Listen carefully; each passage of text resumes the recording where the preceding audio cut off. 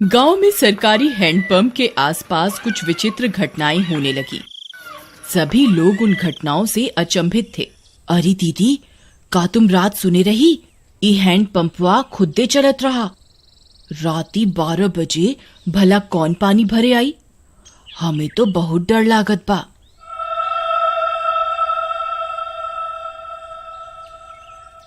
हाँ रानी, हम सुने रही। हमार रिंकिया के पापा तक कहत रही कि हम जाके देखा। हम उनके रोक लिहिस। कौन जाने का बला हुई। फिर उसी रात फिर से 12 बजते ही वह हैंडपंप खुद से चलने लगा।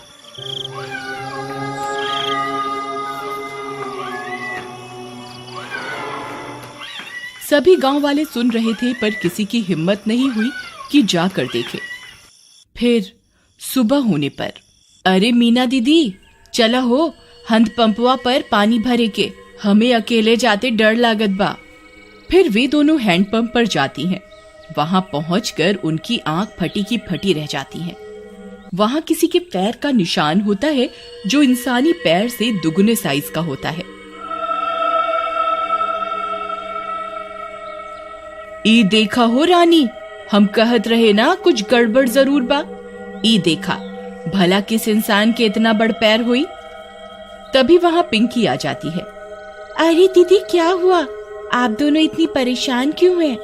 ई देखो बहन, इतना बड़का पैर। लागत है कौनो शैतान ई हैंडपंपवा पे आया रहा। कम ऑन दीदी, कोई प्रैंक कर रहा होगा। हमारी सिटी में तो ऐसे बहुत करा जाता है।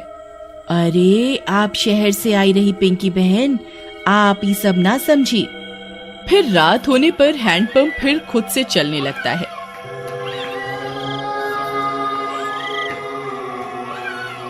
मम्मी, मैं जा रही हूँ हैंडपंप के पास। मैं अभी सबक सिखाती हूँ इस नमूने को। फिर जैसे ही पिंकी वहां पहुंचती है, वह दंग रह जाती है। वहां 2 सिर की एक चुड़ैल हैंडपंप चला रही होती है। पिंकी के पसीने छूट जाते हैं। आ गई? बहुत इंतजार कराया तुम गांव वालों ने। 2 दिन से कोई खोपड़ी खाने को नहीं मिली। मेरा तो सिर ही दर्द हो गया ये हैंडपंप चला चला के। कितने दिनों में एक शिकार आया है। पिंकी हाथ जोड़कर अपने घुटनों पर बैठ जाती है। चुड़ैल जी, आई एम सो सॉरी। मुझे लगा कोई गांव वालों से प्रैंक कर रहा है। मुझे माफ कर दो चुड़ैल जी। मैं तो पास के शहर में पढ़ती हूँ। इस गांव में घूमने आई हूँ। पर चुड़ैल उसकी विनती नहीं सुनती और उसकी खोपड़ी खा जाती है। फिर अगली सुबह, अरे मीना बहन, देखत हो, आज तो यहाँ खून भी पड़ा बा। कौनो अनहोनी हो गई लागत बा। तभी पिंकी की माँ वहां आ जाती है। अरे, कल रात से मेरी पिंकी घर नहीं आई। वो रात इस नल पर आई थी। हाँ, ये खून कैसा पड़ा है? कहीं ये मेरी पिंकी का तो नहीं?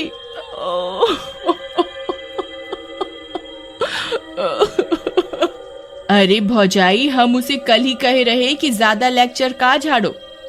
लगता है उसके साथ कुछ गलत हुई गवा। थोड़ी देर में झाड़ियों में उन्हें पिंकी की सिर कटी लाश दिखती है।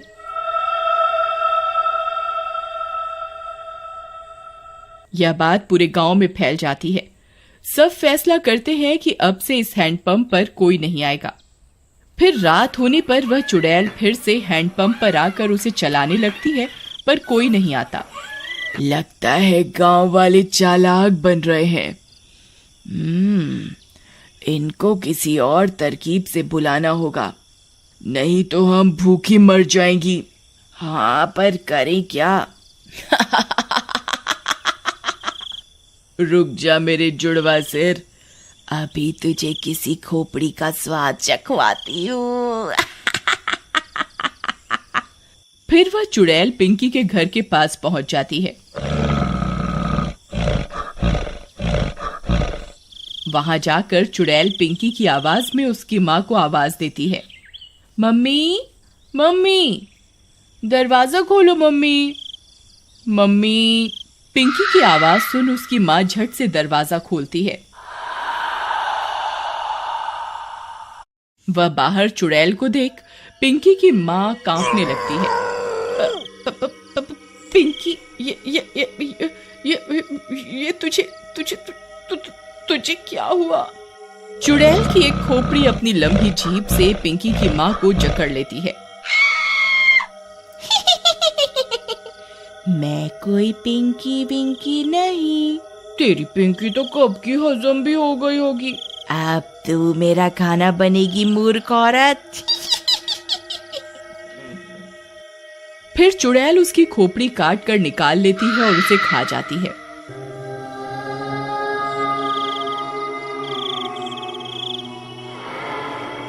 फिर सुबह होने पर पिंकी की माँ की सिर कटी लाश देखकर पूरे गांव में हाहाकार मच जाता है। किसी को कुछ समझ में नहीं आता कि ये कौन कर रहा है और क्यों कर रहा है। सुनत हो जी, उस शहर वाली माँ बेटी के कोई मार के मुंडी गायब कर दिया रहा। लगता है कोनो भूत पिशाच ही सब कर रहा है। तुम बाहर ना जावा, तुमका कुछ हो गए तो हम का करब? अरे हमका कुछ ना होई। हम जात रहे वो हैंड पंपवा के आसपास सीसीटीवी कैमरा लगाई खातिर, हाँ, ताकि देख सकें आखिर मामला का बा। फिर वह गांव की कई दीवारों पर सीसीटीवी कैमरा लगा देता है। रात होने पर वह चुड़ैल वापस आती है। वह थोड़ी देर हैंडपंप चलाती है पर कोई नहीं आता। वह गांव में पिंकी और उसकी माँ की आवाज निकालकर सबको बुलाती है पर कोई नहीं आता। लगता है गांव वाले बहुत होशियार हो गए हैं, कुछ करना पड़ेगा। हाँ, कुछ तरकीब सोचो, नहीं तो अगर हम 2 दिन भूखी रही तो मर जाएंगी। गांव वाले हैंडपंप से पानी नहीं भर रहे पर कुएं से तो भर रहे हैं। हम चलकर कुएं में बैठ जाती हैं। जैसे ही कोई आएगा तुम अपनी लंबी जीभ से उसे अंदर खींच लेना, फिर हम उसे खा जाएंगी। हाँ, सही कहती हो। फिर वह चुड़ैल कुएं में जाकर छिप जाती है। सुबह होने पर, अरे सुबह सुबह कहाँ जावत बा? रात शैतानी शक्ति सारे गांव में घूम रही। अरे तू डरा ना, हमार राजकुमारी, हमका कछु ना हुई। हाँ, हम जाए रहे सीसीटीवी कैमरा से रिकॉर्डिंग ले खातिर। हाँ, अच्छा जावत ही हो तो मटका में पानी भर लावा कुआं से। फिर रानी का पति मटका लेकर निकल जाता है। अरे पहले रिकॉर्डिंग निकाला कि कुएं पे जावा? चलो पहले कुएं पे चलते हैं, नहीं तो वहां भीड़ हो जाए। फिर वह कुएं पर जाता है। जैसे ही वह कुएं में अपना घड़ा डालता है, चुड़ैल का सिर अपनी जीभ से लपेटकर उसे अंदर खींच लेता है। वह कुछ बोल भी नहीं पाता और चुड़ैल उसकी खोपड़ी खा जाती है।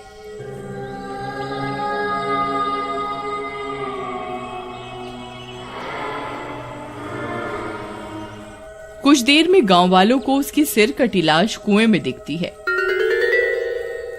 इस बार और कोहराम मच जाता है। हम कहर, अरे हम इकरा के कही रही ना जावा सुबह सुबह, पर ये हमारी एक न सुनी।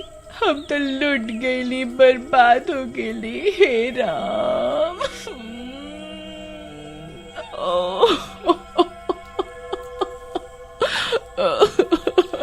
पर तुहार पति सुबह सुबह आया क्या करने रहा? फिर रानी ने बताया कि उसके पति ने सीसीटीवी कैमरे लगाए थे गांव में, जिससे यह पता चल सके कि आखिर मामला क्या है। फिर वे सब गांव वाले सीसीटीवी कैमरे से रिकॉर्डिंग निकालते हैं, टीवी पर चलाते हैं और चुड़ैल का सारा सच उनके सामने आ जाता है। वे यह भी सुन लेते हैं कि अगर वे चुड़ैल 2 दिन भूखी रही तो मर जाएंगी। गांव वालों, हमारे सामने एक बहुत खतरनाक दुश्मन है। इसे हराने के लिए हमें बस ये करना है कि हम 3 दिन तक अपने घरों में कैद रहें, नहीं तो ये 2 मुंडी वाली चुड़ैल कई और लोगों को अपना शिकार बना लेगी। मैं गांव में 3 दिन के लॉकडाउन का ऐलान करता हूँ।